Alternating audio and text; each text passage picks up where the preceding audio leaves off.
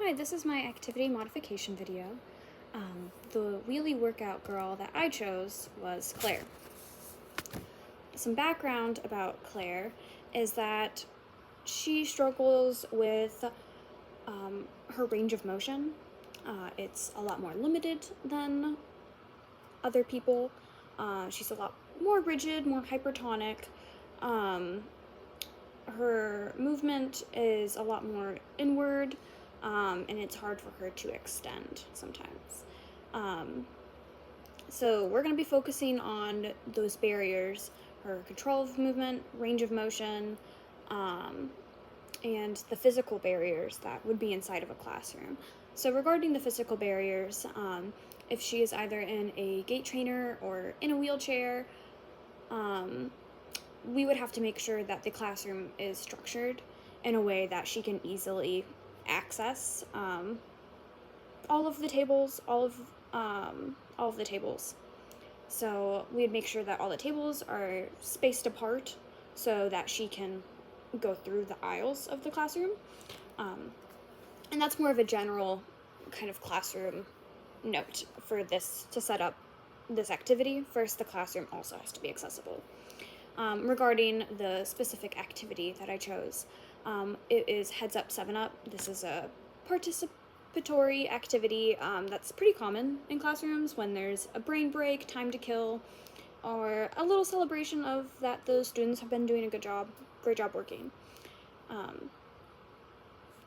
So I would make this activity accessible by having everyone, if she is chosen to be the person putting people's thumbs down, that presents a challenge of her, first of all, reaching over to put someone's thumb down, and second of all, people being able to tell from her gait trainer, her wheelchair, that it is her who put their thumb down.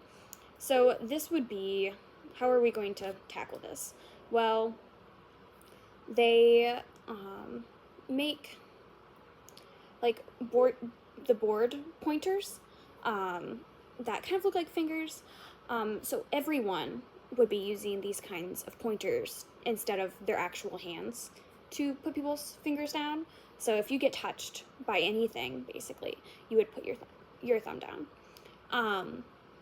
And this makes it so that she is able to reach people's thumbs without having to have that full extension, because of her control of movement is a lot more limited.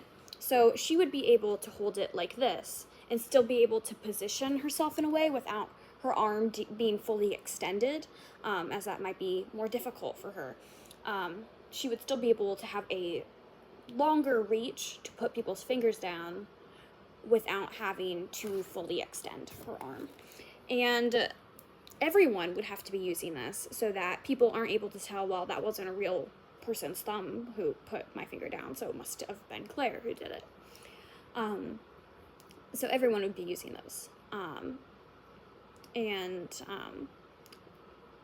Also, I think it kind of also helps, like, to say, like, hey, we're going to gently tap people's thumbs instead of, because, there's also people who, like, will push them down really hard and things like that.